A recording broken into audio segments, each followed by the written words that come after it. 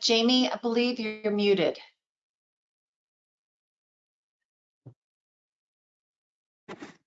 Good morning, everyone, or good afternoon, depending on where you're joining us from. Thank you for joining us for today's What's Speed Got to Do with It? Speed Awareness Initiatives, our August 2023 webinar. We have just a few logistics that we'll go through with you first, and then we'll get to our presenters. So today's webinar will be an hour and a half in length. Today will be a little bit different in that we will not be using PowerPoints. So there will be no PDF available in our handout pod today. Instead, we will be putting some links into the chat pod for you as we go. We do have closed captioning available. You should have received that link if you signed up for it, but if not, it is in the chat pod at this time. We will be recording today's webinar, and it will be available for archival on our website under Webinar Archive within the next week, and the one from July can already be found up there. We will be utilizing our question and answer pod over on the right-hand side. Any questions you may have, please feel free to put them in there at any time. And when we stop to ask our presenters questions, we will pose those to the presenters. At the end of the webinar, you will have a survey as always. We would appreciate any feedback that you could provide through that webinar or through that survey, including what additional topics you may like us to address in upcoming webinars that we'll do. Certificates of completion for today's webinar, as well as the application for CEUs, will be provided to you within 4 or so weeks.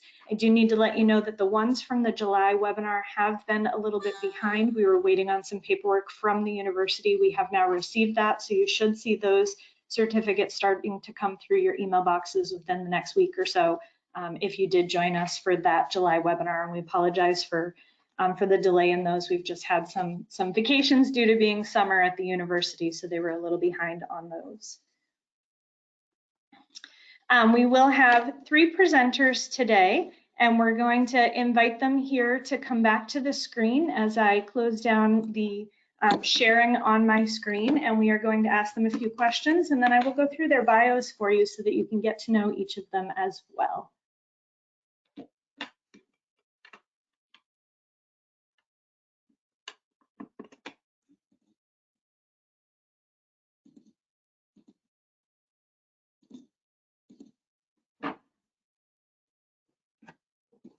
So first, I would like to ask all of our presenters to come to the screen, and we're going to be asking them a few questions about speed and why it is important for them in their areas. So if we could talk to Ariel first. Could you tell us where you're joining us from and why speed is an issue where you're joining us from? Sure. My name is Ariel Taps, and I'm the Public Information Officer for the Tennessee Highway Safety Office. Very excited to be here representing the Southeast region.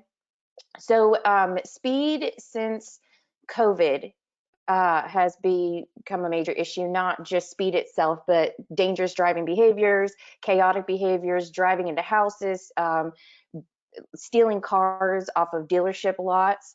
We have issues with interstate takeovers. We have issues with illegal racing. So there's a wide array of dangerous driving behaviors that we're trying to combat. So we created the Slow Down Tennessee campaign, which I'll discuss during my presentation, in 2021, I believe.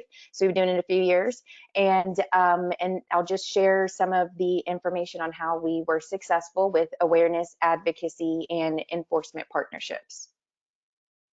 Perfect, thank you very much. And Jim, how about you? Where are you joining us from? And what are some of your speed challenges?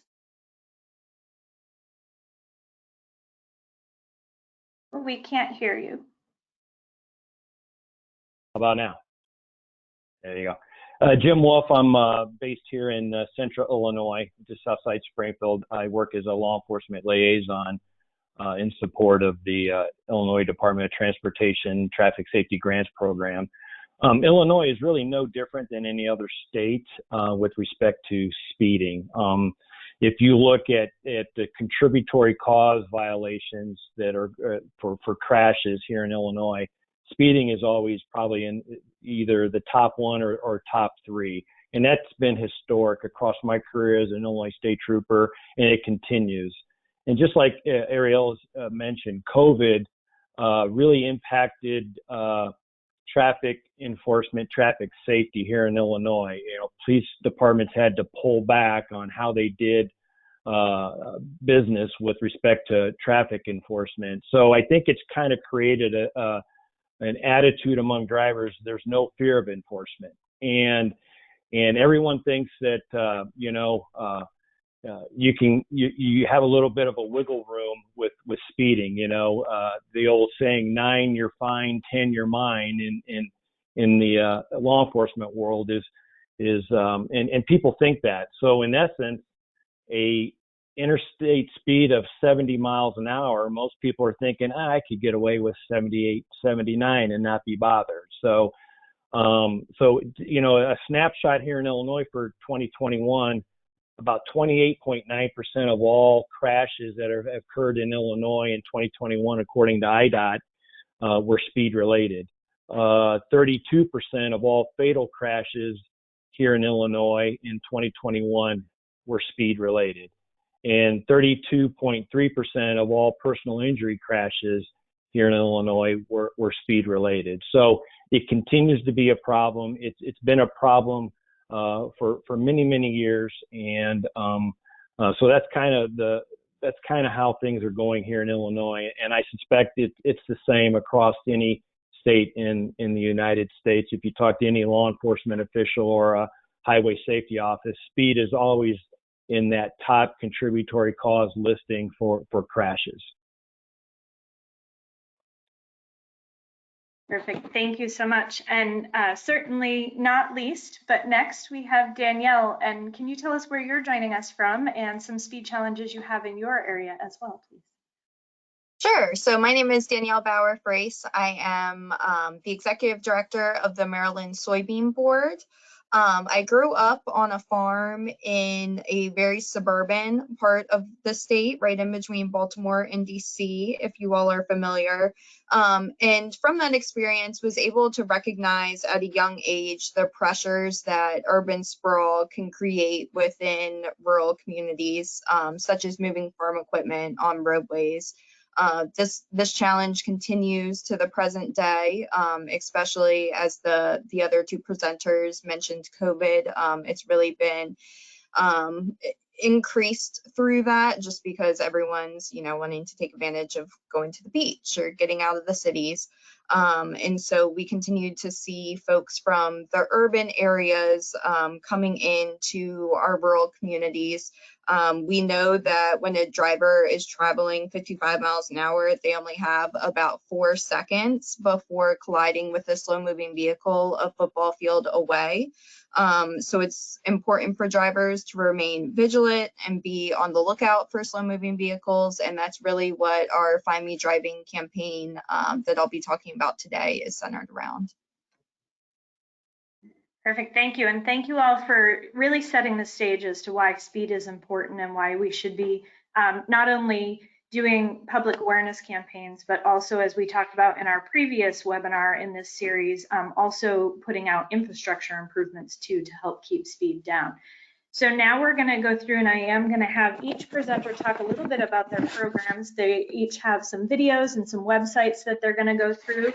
And to get us started, we are going to have Arielle Tabson. She is the Public Information Officer for Tennessee Highway Safety Office, which is a division within the Tennessee Department of Safety and Homeland Security. She began this role in June 2016. Arielle serves as the spokesperson and is responsible for all earned media communications regarding the State Highway Safety Office. She was born in Charleston, South Carolina, but is a native of Clarksville, Tennessee. She graduated from Middle Tennessee State University with a Bachelor of Science degree in Mass Communication. In 2021, she earned the Governor's Highway Safety Association's Peter K. O'Rourke Special Achievement Award on behalf of THSO for creating Tennessee's Distracted Driving Enforcement Bus Tour campaign. Prior to serving in state government, Arielle handled entertainment tour publicity for companies based in Nashville. And we're excited to hear more about her program now. Arielle? Hello, everyone. Thank you so much for the introduction and having me. We're going to talk about Slow Down Tennessee. Okay, so my clock says 12:15 p.m. Central, so that tells me 12:25. I got 10 minutes. All right. So we initially started assessing our crash data and our issues around the time of COVID, because we knew we had the lockdowns, the shutdowns, and we noticed the erratic, dangerous driving behaviors, right? So what we did was in 2021, I put together a speed coalition, meaning I invited the Tennessee Department of Transportation, the Department of Tourism, because they're very active with us, our law enforcement liaison team, they were very crucial in this program, AAA, the Auto Club group, because they wanted to offer a sponsorship and see how they could participate as well. So we initially looked at advertising. We were going to purchase advertising dollars for speed in the month of April, because crash data told us that April was the highest crashes for speed related issues. So Sydney Beaver, found a program out of California called Slow the Fast Down. And we just thought that was so funny and so brilliant. So we started to create a logo and some messaging, and we're going to put a campaign together for paid media and earned media to go along with it. So we realized the governor's office heard about our campaign and didn't like the title of it, Slow the Fast Down. So even though in California that name was very resonating with residents, here it didn't take long for the campaign name to kind of travel, and people didn't like it. They, wanted more of a conservative message. So we shifted to Slow Down Tennessee. And we got that actually from Memphis, because Memphis had started Slow Down Memphis, and we wanted to encourage their work while also expanding it statewide. So that kind of shows you how we got started with this. And in looking at our crash data, we noticed, of course, that April was the most troubling month, but as far as locations, we wanted the law enforcement agencies to dictate where they felt the problem areas were. So we did use crash data from Titan, Tennessee's Integrated Traffic Analysis Network. And so we got a lot of information that pretty much told us the whole state was a problem, right? So what we do is we rely on network meetings with our law enforcement liaisons who are full-time, and they have networking meetings with local agencies to kind of figure out what are the hot spots and where are the complaints coming from. So as we're working with agencies like Metro Nashville Police, Memphis Police, Chattanooga Police, Knoxville, all across the state, we realized, excuse me, that the citizen complaints were astronomical. So we figured if we would follow where the complaints are going, we can find where those problematic repeat behaviors are happening. So that's how we got started, okay? Tennessee Department of Transportation agreed to do our messaging on the highway message boards for Slow Down Tennessee. We created banners through our funding that we were able to distribute to Department of Tourism, and those were big banners that they could put up on their buildings. And then AAA was kind enough to offer funding for yard signs, and the yard signs are probably the most effective tool because it gives citizens something to work with. It gives them something to where they feel like they have some kind of power over their space, and they can control their area by telling their neighbors slow down. So what we started with was creating this website that I'm going to show you.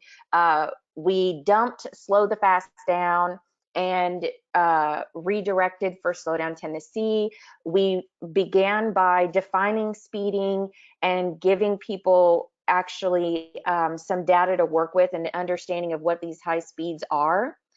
We included speeding laws because we noticed citizens, they did act very often. What are the laws? What are the penalties? And so we provided that. And then also frequently asked questions based on citizen complaints and just kind of common questions we receive. We decided to create a FAQ section, and then of course explain what is Slow Down Tennessee. So in our partnership, our main partner was with Tennessee Highway Patrol because they are our statewide law enforcement agency for our state. So we partnered with the colonel Matt Perry, and created this PSA that I'm going to ask Miss Dana if she doesn't mind playing for us. And this is just something we did with our department. We didn't put any extra money into it. And I'm not able to see it. So let me know. Okay. Right now,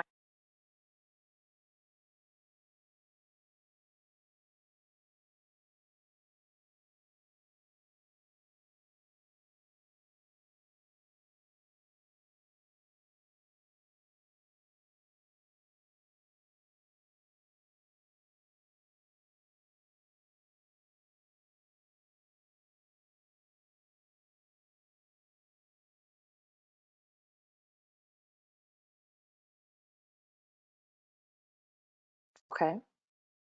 Um,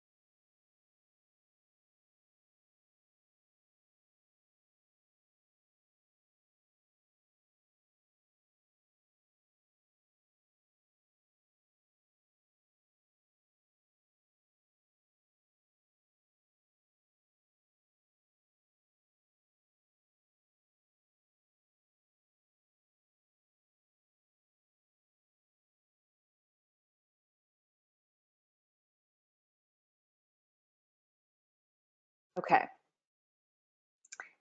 All right, I am back with you guys. If you were not able to see the video, we did include it in the chat, and feel free to visit the site to learn more. We also created these marketing materials here based on information we received from our partners, and also like a press release template, a toolkit, and all of these resources here.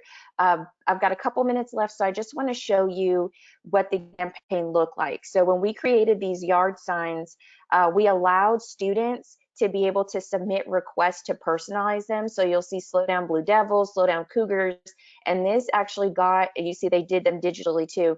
This got schools to be much more involved and helping us spread our message.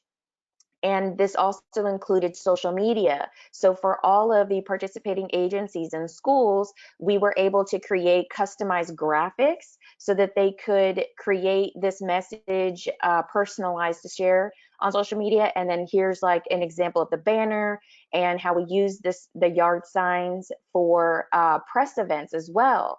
And being able to customize these signs was very helpful for local agencies for their local events.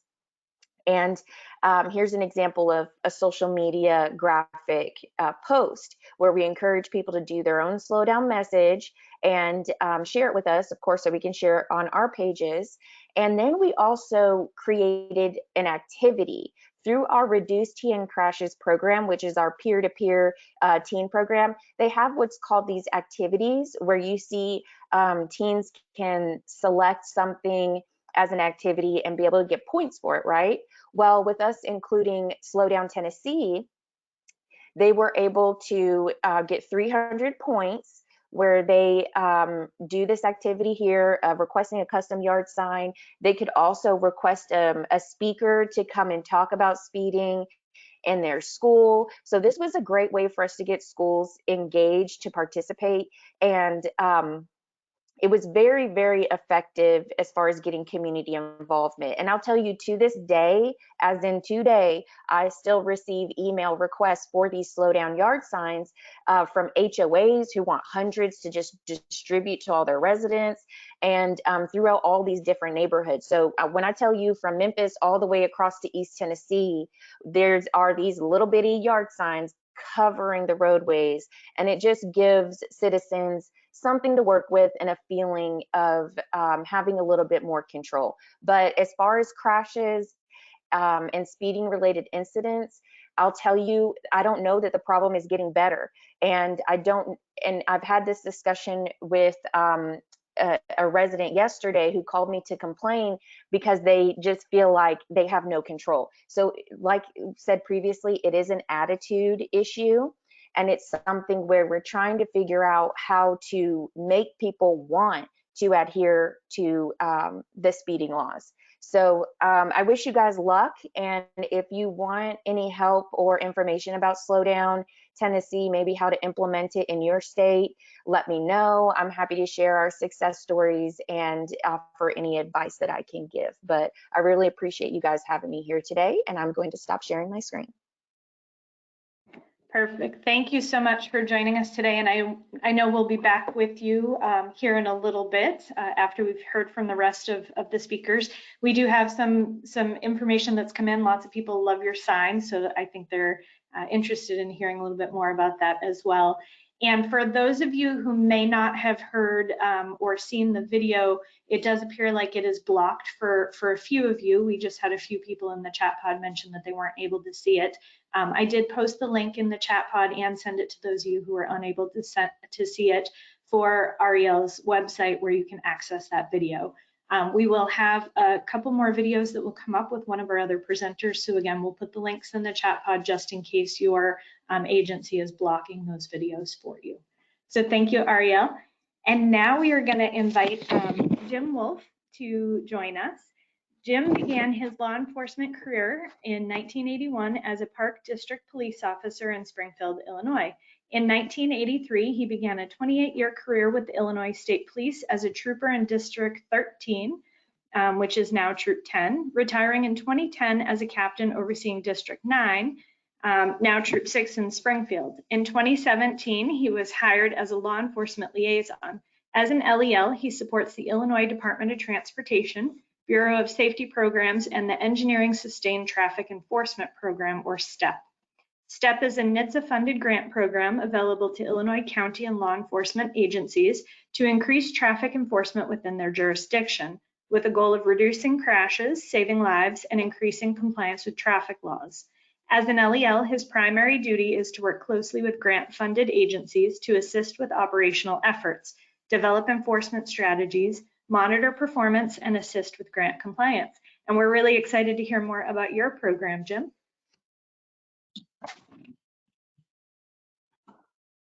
You're on mute.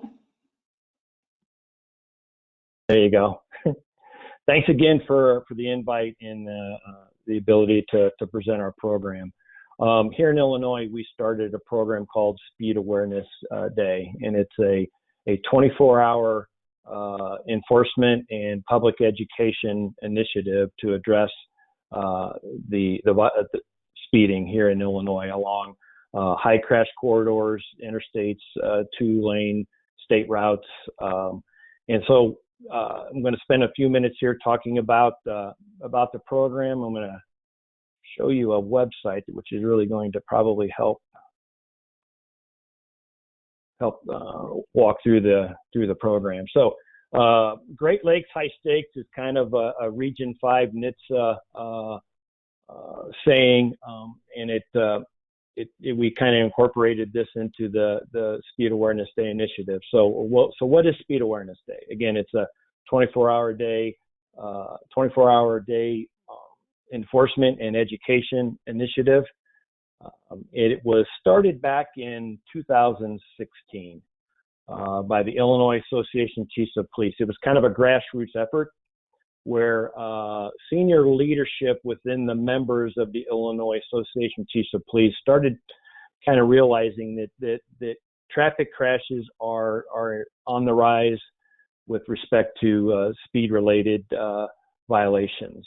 That data was also looked at by IDOT and through data-driven research and conversations with members of the Illinois Association of Chiefs of Police, a decision was made to start at 24 to impact speed for 24 hours.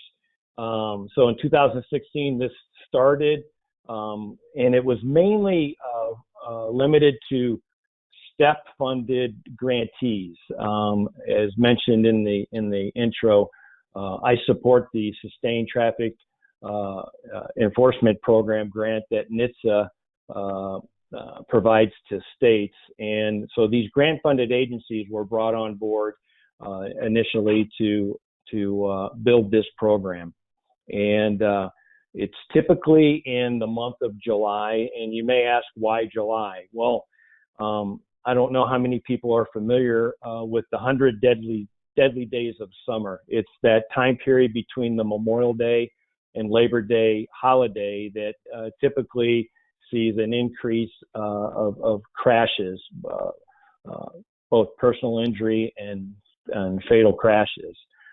So we kind of took a look at where do we target this initiative. And again, through data-driven research, it looked like July, August were typically the higher months within this 100 deadly days that for crashes. And so about the last week of July is kind of the middle ground between Labor Day and Memorial Day. It's also between those two big enforcement campaigns that NHTSA sponsors. You've probably heard the click it or ticket, or drive sober, get pulled over. You've heard those enforcement initiatives around those major holidays. So July, the end of July is what we targeted here in Illinois. And again, in 2016, it was just an Illinois initiative. And it started growing in 17 and 18, and then 19 and 20. Then we had COVID come, and it halted the program. So once we got out from under COVID, we decided to reinstitute the program. So in 2022, we expanded it to NHTSA Region 5 states of Illinois, Indiana, Michigan, Minnesota, Ohio, and Wisconsin. We had buy-in from all those member states here in Region 5. And again, we took a look at the data, and again, it was still pointing to the month of July. And so that last week is typically has the most flexibility with respect to maybe targeting a specific day of the week for this initiative. For 2022, we developed this website that I have here, and if you go, it just kind of gives you a snapshot of what this program is all about. Obviously, in 2023, we expanded this program to include Region 7 member states of Iowa, Missouri, Arkansas, Nebraska, and Kansas. So 11 states this year participated in this one-day speed awareness day initiative. If you go back here to the About section, the mission is, again, we conduct enforcement and promote education to heighten public awareness.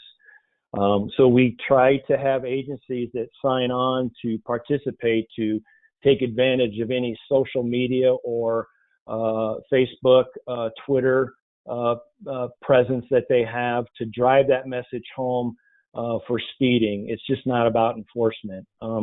It's also about education and reaching out to the public. As I mentioned earlier when the webinar started, speed continues to be a leading contributory cause for all types of crashes. And if you look at the bottom of the screen there, the fatality database that NHTSA manages between 2019 and 2021 almost 22,000 fatal crashes were speed related.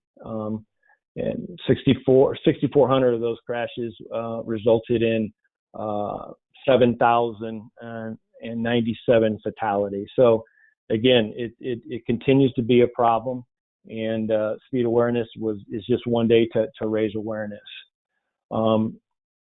We also kind of try to put up-to-date stats on this website. This is an open source website, speedawarenessday.org. And so we own the website, and every year when we do speed awareness, we try to update numbers and fatality stats and things like that. So this kind of gives you a snapshot from 2019 through 2021 of what's going on here just in Region 5 with respect to fatal crashes and the percentages of speed-related fatalities. We also developed a resource page for agencies to go and use to assist with their participation, and then to assist with any public outreach and education that they may want to incorporate in their involvement. We had links to the NHTSA social norming website. We have links to the National Road Safety Foundation website that has speed and aggression. But what is most helpful is we tried to put this website together as a one-stop shop. For agencies that are participating, we have a pre and post-release media template that they can use to notify their jurisdiction that, hey, we're participating in this. It's all, again, templated. It's a kind of a plug-and-play document that you could just, put in your department letterhead and then change a few little components of the press release to include your agency name and the chief's names or the sheriff's name. We also developed social media posts for agencies to use. I think I'm going to show you that real quick if I can find it.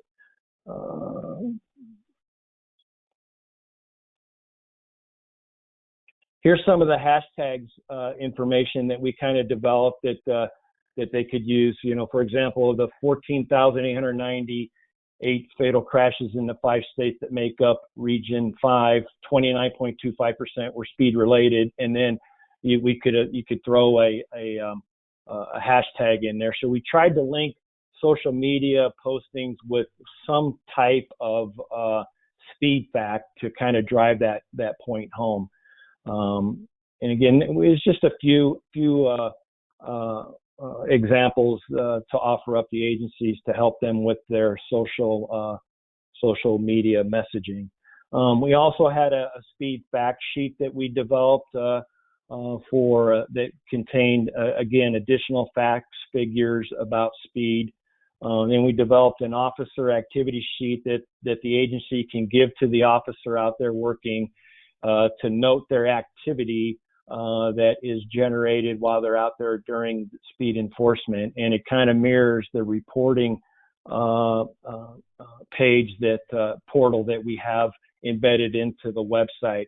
And then we also just try to add in NHTSA crash stats. Typically, these are a little bit more up to date than what Illinois Department of Transportation has, or sometimes there's a lag with reporting and updating the database. So this resource page again was trying to make this as easy as possible for an agency to participate. We didn't want them to feel like this was a burden. Okay, now what do I do? What am I supposed to do with media? Do I need to come up with my own social media outreach or education materials? We wanted to hand this to them and say, go. And we just wanted to make it as convenient as possible. And so we also have an embedded registration page here on the website. So for an agency that wanted to participate, they would come in and take about a minute here to fill out department name, where you're from, contact person, phone number, and submit. And then I had access behind the website that had a running total of all the agencies that are registering to participate. And then, once July 26, 2023 was over, then the agency would come back, and then they would come to this reporting tab within the website, and then they would just start dropping in the information that we were wanting to track. And really, we were looking at the number of speeding citations, occupant restraint citations, distracted driving citations, and then all other citations. And then we had a warning section for the same types of violations. And then we kind of looked at identified critical types of arrest: impaired driving, suspended, revoked, no valid driver's license or expired DL, and then criminal arrest. And then we asked them to give us as accurate accounting of the total number of enforcement hours that they worked. And then obviously a notes field for any significant arrest, things like that. So now, once the detail was over, the Speed Awareness Day was over, then I went into the databases and started sorting through everything. And once I got everything sorted out, this is just a snapshot of what Illinois did for Speed Awareness Day. The top Excel spreadsheet component or part there just shows Region 5 all state reporting. So you can see in 2023, we had 466 law enforcement agencies across the 6 Region 5 states participate. In 2022, there were 439. So we saw a slight increase, but speeding citations, you can take a look there. We had a 28% increase from 2022 to 2023. We had increases all across the board. Had a little bit of a drop with impaired driving arrests for that one-day initiative. And then here's how many hours were dedicated to speed awareness for 2022. We had about 13,403 hours across 466 agencies. That represents about a 14% increase from 2022 hours. And then in Illinois specifically, here are our numbers. We had 116 agencies participate. We had a big jump in speeding citations this year compared to last year. And then triple-digit increases for occupant protection, distracted driving, other violations. And then about a 64% increase for total hours. I put a report together for each one of the states and send that out. Each state gets their own individual report. I don't share any other state reports with other agencies. Then usually I have some notes that were included in the portal to highlight maybe significant arrest or incidents that occurred. So other than that, that's about all I have for the Speed Awareness Day. Again, we wanted to make this as easy as possible, and I don't know how to unshare my screen here. There you go. So the website was a main component to make sure this was an easy buy-in, and we wanted to make the reporting requirements as easy as possible, but we wanted to have kind of a pretty good accounting of what those officers and deputies and troopers were doing. And then also we always try to, one other thing I'm going to show you real quick if I'm still on, is we had private sponsors support this event. AAA and Operation Lifesaver, which is a rail safety education group here in Illinois Truck Enforcement Association, and then a permitting company, and then I think a traffic safety company there was at Vera Mobility. But we also had support from IDOT and the Highway Safety Office there with respect to participating in a region-wide press event that was held up in Chicago the day before the initiative. So that's what Speed Awareness Day looks like here in Illinois in Region 5, and then NHTSA Region 7, again, was new this year, so I think they're taking baby steps there. So I'd be happy to answer any questions at the end of the webinar if anyone has anything. Thanks. Perfect. And we actually do have one question that came in that would be very specific for you. So we'll just ask that question to you now. We have a participant who thinks your program is amazing. And they just had a question about some of the speed numbers that you talked about, if you know a little bit more about them. They said that there seems to be a lot of variations between Illinois and some of the surrounding states, where Illinois was about 42% and some of the surrounding states were more in the 18 to 23-ish range, Kentucky, Indiana, Michigan. So they're wondering if there's a possibility that speed-related crashes might be overreported in some of the states, or if you have any more information about that, why there might be such great variation between them. You know, I really don't, and I know there may be less tolerance, you know, for that one day for officers working Speed Awareness Day, which may, you know, show a bump in numbers. You know, it was a very proactive, very focused initiative to address speeding. I know some of the speed information coming in from the other Region 5 states. There were some pretty significant numbers, you know, a lot of triple-digit speeds on interstates and things like that. So, but we don't really drill way down into the numbers with this. It's just a unique program to get agencies involved in to maybe be able to commit more resources to speed than they would any other normal day with staffing and other priorities that they have within the agency. So that's why we just kind of get the message out and try to pair up an enforcement component with an education component and then try to target those right in between the 100 deadly days of a summer, just as a friendly reminder that it is still a problem and it's you know, it needs to be addressed.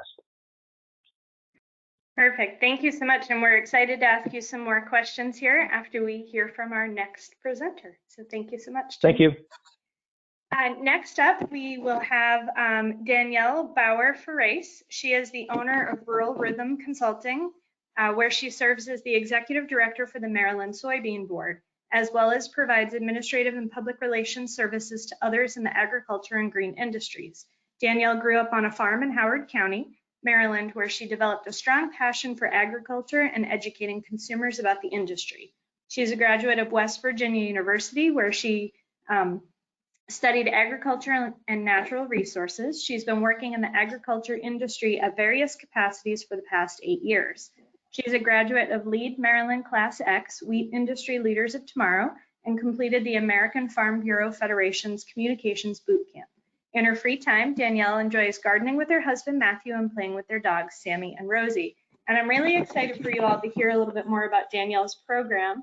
And if you joined us about 3 years ago for our virtual summit, you may have heard a little bit about this program because we were invited to help submit names for the character that she's about to talk about. And I just love him. He's amazing. So I'm very excited to hear more from Danielle. Awesome. Thank you, Jamie. And thank you for the invite to speak with you all today. This isn't a traditional topic, but definitely very important. So we're excited to share it with you all.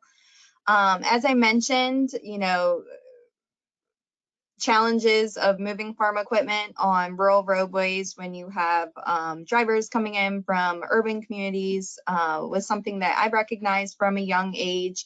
And so obviously it was something that our farmers here in Maryland were seeing as well, them being the ones on the roadways moving that equipment. So our farmer leaders from across the state who serve as directors for the Maryland Soybean Board recognize this challenge as well and raised rural road safety as a priority. In 2019, they completed the Maryland Rural Road Safety Study evaluating crashes involving farm equipment on Maryland roadways. This study found that lives were being lost annually in Maryland and property losses were in the hundreds of thousands. It wasn't always the other driver's fault, as board members suggested, but a slow-moving vehicle driver could take more proactive measures to be safe on the road, which is a partial portion to our program here.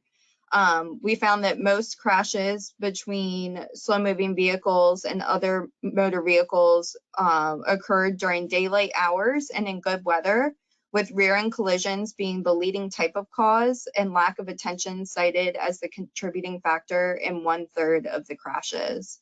And so, as I mentioned previously, the driver of the motorist driving a regular vehicle traveling at a high rate of speed comes up on a slow-moving vehicle very quickly. So this really served as the basis for our program. Our program was launched in response to the findings of the study. It's named Find Me Driving and takes a Where's Waldo approach to identify what types of slow-moving vehicles drivers may encounter. So whether that be farm equipment, like I've talked about, horse and buggies, construction or road maintenance equipment, and where they encounter them on the roadways. As Jamie mentioned, Sam is our campaign mascot. He's an animated version of the slow-moving vehicle triangle emblem. And his name is a great reminder for what to do when you see him. You want to slow down, assess your surroundings, and move with caution. And we'll have a chance to meet Sam here in a minute. We have created a number of public safety messages to be distributed through various platforms to raise awareness about the unique needs of farm equipment and other slow-moving vehicles traveling on Maryland's roads. Some of these are in video form, which combine our animated mascot with live footage of scenarios driving near slow-moving vehicles, which has been very effective in attracting and keeping audiences engaged. The launch of our first Google ad saw over 200,000 views in 1 week. And I will share an example here. Dana, if you want to play the first video, please.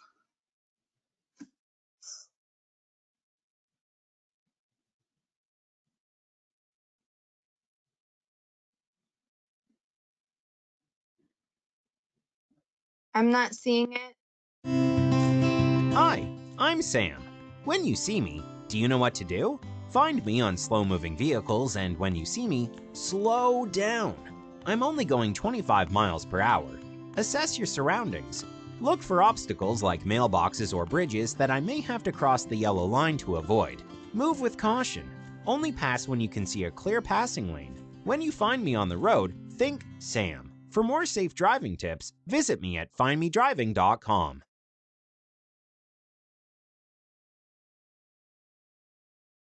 Thank you, Dana. Hopefully everyone was able to see that and get to meet our mascot, Sam, as well as hear some of the messaging that we're really trying to drive home through these materials.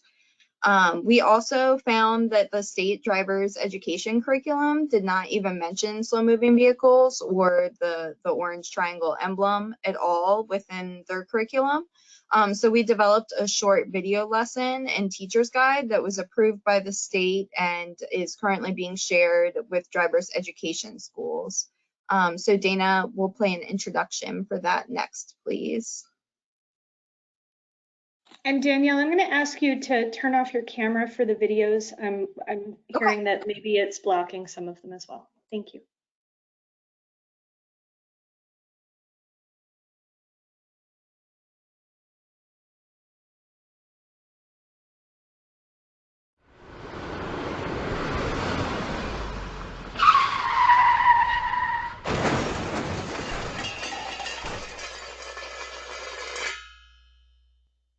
I was there, and these crashes could have been avoided.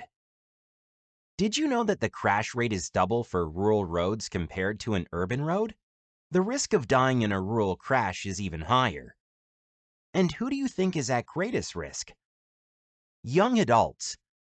People under the age of 25 die in rural road crashes more than any other age group. Hi, I'm Sam. My bright orange triangle is required on all slow-moving vehicles, SMVs for short. These are tractors, horse and buggies, road maintenance vehicles, construction machinery, combines, anything that has a top speed of 25 miles per hour. My sign is a warning to drivers to slow down. SMVs have a legal right to drive on roadways. You'll find us on city streets, but most often on rural and commuter roads. My bright triangle is reserved for only marking SMVs so drivers know what is ahead of them. It is illegal in most areas to put SMV signs on stationary objects, such as mailboxes, fences, and driveway posts. Which of these is a slow-moving vehicle?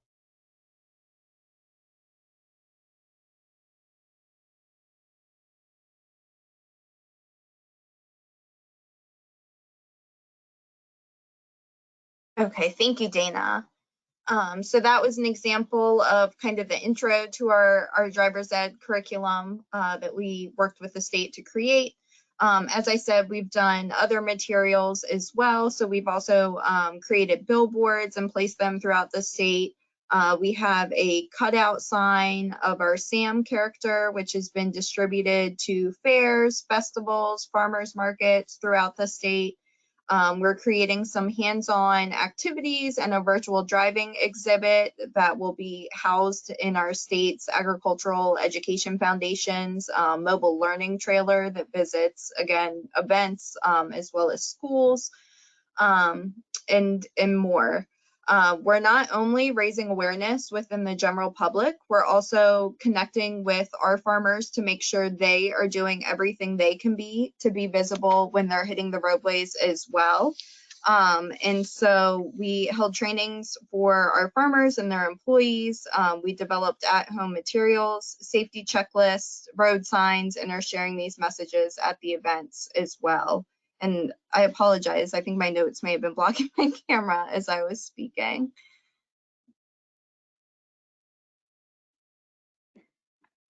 But that's a summary of our campaign, and I'll pause it there. Perfect. So at this time, I'm going to invite the other two speakers to come on as well. If we could have all of you back up on camera. And we do have some questions that have come in for you all. So the first question is one that we had talked about in our pre-conference, and that is about evaluation of your programs and what you've looked at. So someone did put in the chat pod, they're wondering whether or not you can point to any research that has demonstrated a decrease in speeding with your program, because they know that documenting that change in behavior is so difficult. If you do not have any research, are there maybe some lessons learned or some qualitative things you've seen with your programs? And why don't we start with Ariel, please? Sure. For us, we allow the Slow Down Tennessee campaign to be a 2-week optional reporting campaign. So participating law enforcement agencies, it's up to them to report their citation results and all of that, and we do collect it.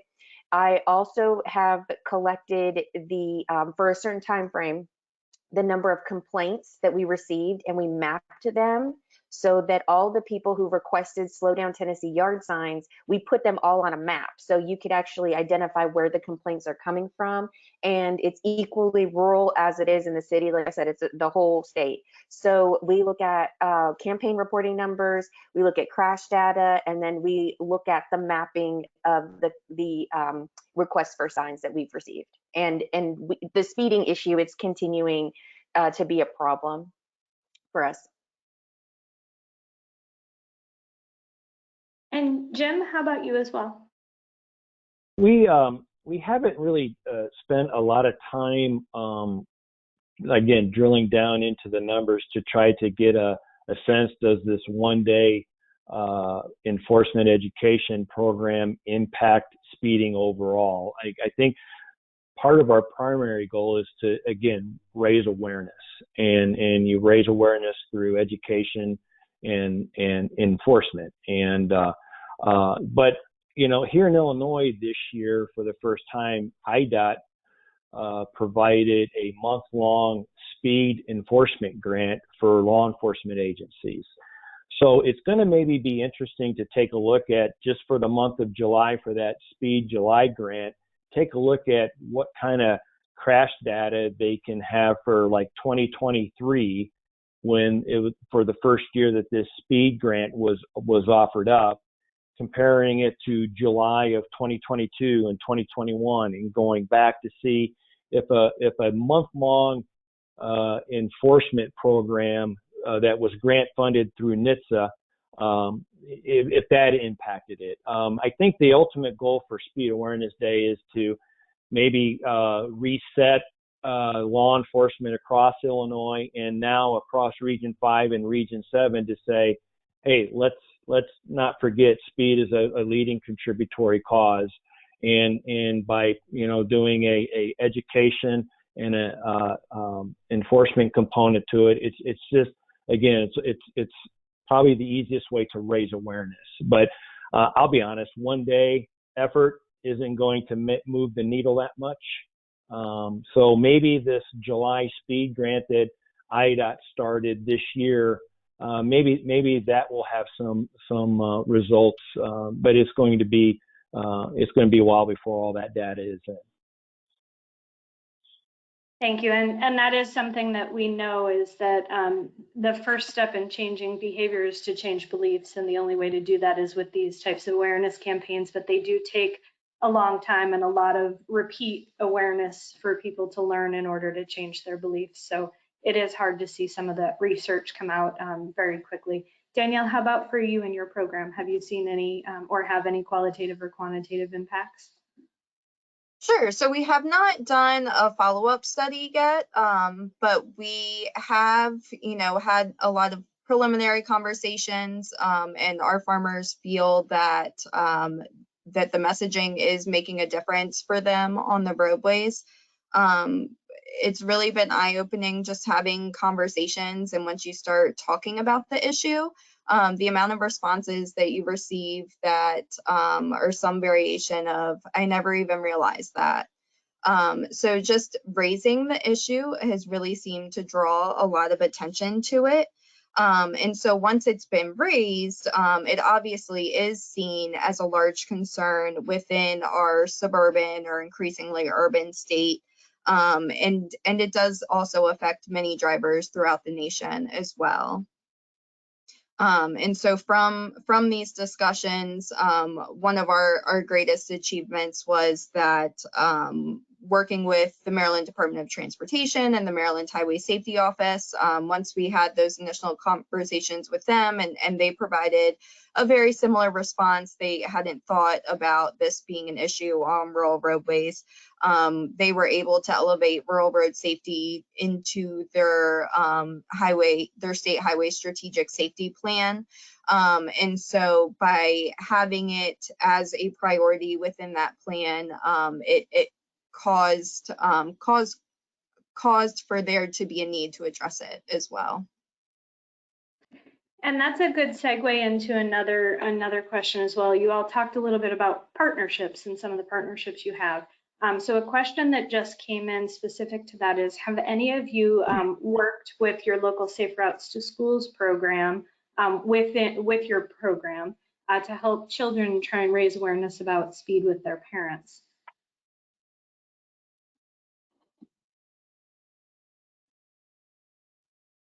I'll go first. Our child passenger safety program is in partnership with Safe Routes for School, and I think it's also with the Tennessee Department of Transportation. We have not expanded Slow Down Tennessee into that area. We've mostly focused on adults and teen drivers. And I'll tell you, since we started Slow Down Tennessee, our teen driver fatalities have reduced. So we have learned that the problem is not necessarily teens, because they are getting education within the schools with graduated driver's licensing program. So our biggest problem are males, younger males up to age 35, 40. So that's the reason why we focus on that. But it is a really good point that focusing on child education is good too. We have the Ollie Otter program, and I believe we may have added Slow Down Tennessee to the Ollie Otter program because that's our main child traffic education. I don't know if other states have Ollie. If you don't, feel free to get in touch with me so I can share that program with you. But it's Ollie Otter, a mascot, and he goes into schools to teach. So that would be our avenue to expanding Slow Down Tennessee. Here in Illinois, with speed awareness, obviously we don't drive down, or we don't involve ourselves with real young drivers, like whether they're, learning how to drive or in driver's education. I will tell you this, though. I know the Illinois State Police is very proactive, as is probably many of the sheriffs and local agencies. They have relationships with their local high schools to bring an officer in for a new driver's education class and talk about the trends and things that they're experiencing in law enforcement. So I know speed is a component of driver's education in Illinois. I don't know if I do know if a state trooper comes in to present in front of a new driving class, that is talked about. And I'm pretty sure if a sheriff's deputy or a local officer comes in, I'm not sure what the curriculum is for the school's driver's education instructor is, how much they harp on speeding and that. But I do know there is a law enforcement component outside of speed awareness, and so that's how that's probably just a quick brief explanation of what law enforcement is doing here in Illinois with respect to those very young new drivers. But as Ariel said, that some of our data or some of our speed information for speed awareness has that 18 to 31 male driver is a high risk group, and some of our safety facts for speed awareness, it does point directly to that group. Yeah, and I'll add, so we are not specifically working with the group from the question, but we are targeting young drivers and even those not of driving age yet. As I mentioned within our program, our philosophy is that it's better to teach a good habit from the beginning than correct a bad habit later on. So not only are we reaching out to those young drivers, but also, as Jamie kind of alluded to, the younger generation who can help their parents correct some of those bad habits. Especially kids are always fascinated with farm equipment. So when they get to see something and they always ask us questions, what does this do? Why do farmers use it? And so we get to share some messaging about agriculture as well.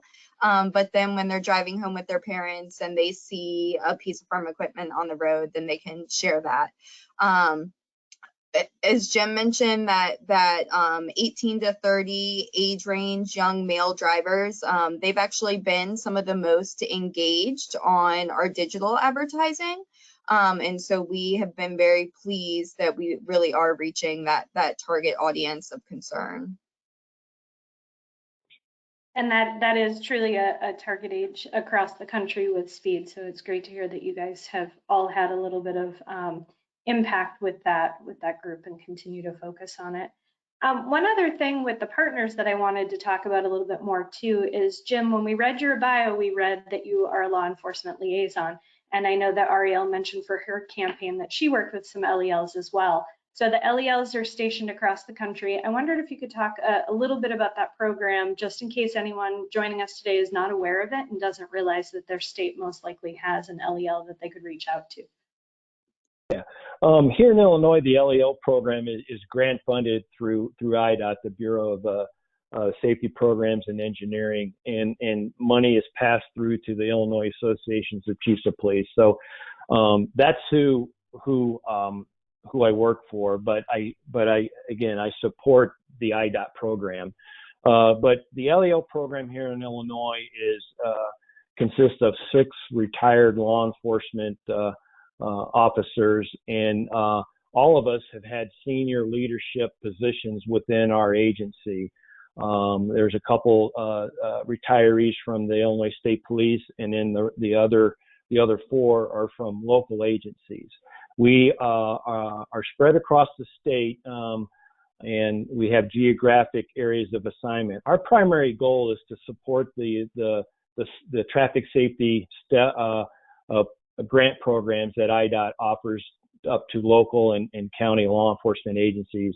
But we also help with training. We also have seatbelt enforcement zones that we help monitor, roadside safety checks. We have a Chiefs Traffic Safety Challenge that's sponsored by the Illinois Association of Chiefs of Police. But our primary goal is back to that grant, and we help law enforcement agencies manage their traffic enforcement grant through assistance with enforcement strategies, grant compliance with enforcement benchmarks and required reporting, and any other assistance that they provide. We also recruit into that program, that grant program. Every year prior to when the application cycle opens, we have targeted agencies based on data, crash data and things like that, that we go and make contact with the chief or the sheriff saying, hey, IDOT has this grant program to address traffic enforcement, to drive down crashes, increase compliance with speed, seat belts, impaired driving, things like that. So we also work heavy on the recruitment side to bring new agencies into this program. I think for this grant year that's ending next month, that we have 200 plus law enforcement agencies that are participating in the grant program. But we also have access to provide training for agencies if they want it. We have a website that we manage that has case law, things like that. So that's how we function here in Illinois. I know my experiences and interactions with other law enforcement liaisons, they may be heavy to the training side of law enforcement for agencies. We are really heavy to supporting the grant programs that IDOT offers to local and county law enforcement. Perfect. Thank you so much. And then Ariel, do you want to talk a little bit about how you worked with your LEL as well for the program? Sure. So our law enforcement liaison program is 100% funded through our federal grant funding. And the way the structure works is we have a law enforcement liaison administrator. She is the head. And then we have our senior law enforcement liaison, who's kind of like her assistant, and he oversees the other LELs.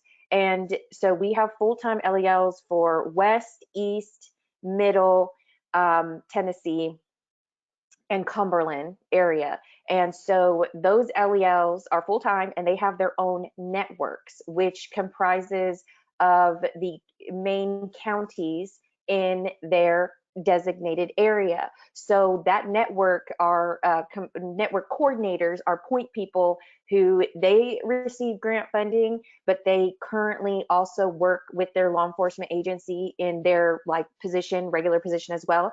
And so the reason why our structure is so effective is because our LELs are full-time, and we also do have a training coordinator full-time and a drug recognition expert trainer, and then an A-RIDE state coordinator is also one of our LELs. So the way that the Slow Down Tennessee campaign worked with our LELs is that when I create the campaign materials and the items that get emailed through the LELs and then distributed to all their agencies. So that's how they receive my communications content. And then of course we put it on the website so they can access it. Then of course we initiate the campaign for 2 weeks, where law enforcement agencies have already decided their designated areas that they're going to conduct enforcement based on crash data and citizen complaints, right? And then afterwards, they do their campaign reporting. All of the participant agencies do. And then after the campaign, I shared the citizen complaint map, and that went to all of our networks. And then during their network meetings during the summer, they had to report out their results from Slow Down Tennessee to their networks and show their problem areas and what they're going to do about it. And so these network meetings held and hosted by each LEL in their region, those are continuous all throughout the year. So as we research new data, look at complaints, these LELs host presentations at the meetings to increase participation and involvement, answer questions, and then of course meet the needs of those local agencies. And that structure has been extremely effective for us. And that's kind of the process we go through with all of our major reporting campaigns. Sounds like a good way to get a lot of great data. And I know Jim was talking about collecting data for his campaign as well through some of the ways that they do it too. One question that came up, and I'm not sure if any of you will be able to address this, but I've actually gotten 3 or 4 questions on the same topic, so we'll bring it up and see, is that because speed is one of the top contributing circumstances to crashes in work zones, there's been a lot of talk about some of the automated speed cameras or the speed safety cameras. And Illinois has some of those that are out there right now. So there's a question on whether or not you've seen any increase or decrease for speed in work zones based on these, and then whether or not Tennessee is putting out any of these types of speed safety cameras as well. Sure, I'll go first. So I'm glad you brought up work zone awareness, because in April is National Work Zone Awareness Week. I believe I think it's the week right before we do Slowdown. So because Slowdown Tennessee is the last 2 weeks in April, and then I believe that the week prior is Work Zone. Anyway, so we work with Tennessee Department of Transportation. They lead Work Zone Awareness Week along with the national campaign. And so we partner with Slowdown, and we call it Slowdown Move Over, and we create a collaboration with it. And so TDOT, they have their own like messaging, PSA videos, they have the DMS boards and such. So it's like a collaboration that we do. Sometimes we do a press event. One year we did a TikTok competition where teens had to create their own TikTok about work zones, slow down, and they had to use the word slow down, move over. So it was a great partnership opportunity, and I encourage other agencies to participate in Work Zone Awareness Week. And then there's another one in the fall that we participated in. I think it's National Incident Awareness, but it's similar. So those 2 times a year are where we focus on that, but we do push the move over law, especially in coordination with Tennessee Highway Patrol. We do push move over a lot. Yeah, here in Illinois, I think the majority of that responsibility for work zone falls to the state police. I know IDOT is heavy with their campaign. I think it's See Orange, Slow Down, something like that. And, you know, the Move Over, Slow Down campaign, Scott Law is what it's called here in Illinois. But I know Illinois State Police has IDOT grant funding given to them to do nothing but work zone enforcement. And ISP also does man photo enforcement vans throughout the state. So though I don't know how active the Illinois State Police is with that program, but I do know I see photo enforced signs on most every major highway construction area. I just don't know how often they're employed, but I do know the state police does have a very specific focus on that. It's grant funding, but they also incorporate that photo enforcement radar van that they have, and they have numerous ones across the state. Go ahead, Aria. I didn't answer the question about the cameras. I don't know if grant funding, I don't believe it allows for purchasing of those cameras. I know they're very controversial in local agencies or local jurisdictions. So it's kind of more of a political thing up to like the city mayor and city police as far as how they handle that. But I did want to plug AAA because they have a Move Over for Me campaign, and we partnered with them as well for Slow Down, Move Over. And so they do classroom education in addition to their marketing and public education. Perfect, thank you. And to address the question on the speed cameras as well, I did in the chat pod put a link to a new document that just came out recently by Federal Highway and NHTSA on the speed safety cameras, in case anyone is looking for some more information on that. And we did also get a question about that enforcement is just part of the system or solution, and if anyone is working on road design and infrastructure. And while I'm sure that all of the agencies that are represented here are, I'm going to skip over that question for now because I do want to ask a couple more about their awareness campaigns. The previous webinar that we did in this particular series was specifically on the road design and infrastructure piece. So when I have a second, I'll put the link to that recorded archive in the chat pod as well for anyone who's interested to go and look at that side. But absolutely, enforcement, engineering, education, they all go hand in hand. So we need to look at them all as a big group of things to do and not just separately. But today we're focusing a little bit more on the awareness side of things. So we only have about 10 minutes left, and we will do a little bit of wrap up at the end. So one of the questions I wanted to let each of you go through as well is that you've all talked about these amazing programs, but they're specific to Maryland, Tennessee, Illinois. And so how could someone who's listening today take your program and implement that in their location? Can they do that? How would they go about it? Or how would they start one of their own? So I think we'll start Ariel again, please.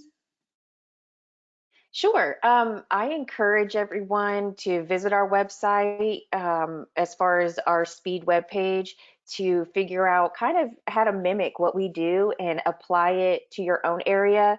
We kind of operate on how NHTSA does it with their communication resources as far as providing a template, some social media graphics and content. If you can kind of create like a toolkit, like a little package toolkit of maybe links to a PSA, the templates, things like that. I would push that out via email to go statewide to all of our contacts and networks so that they can adopt it and implement it on the local level. So we try to set up our materials so that they can be adopted on the city and county level, like I said, so they can do slow down Memphis, slow down Knoxville, or what have you. So the more you can give options for your agencies to customize the campaign and make it, the more grassroots you can make a campaign, the more effective I believe it will be, because people are very aware of the national messaging and they hear it on the radio, they see advertising. So if you can provide something that creates a face-to-face interaction, which the yard signs did for us because the LELs were the ones who distributed them. In previous years, we had the yard signs hosted at AAA locations where people could just go and pick up, and that is more effective. You want like a pickup location, but this year, because we couldn't do that, we had the LELs go and hand deliver. So we actually had like person-to-person contact with all of the people emailing me with complaints. That is grassroots.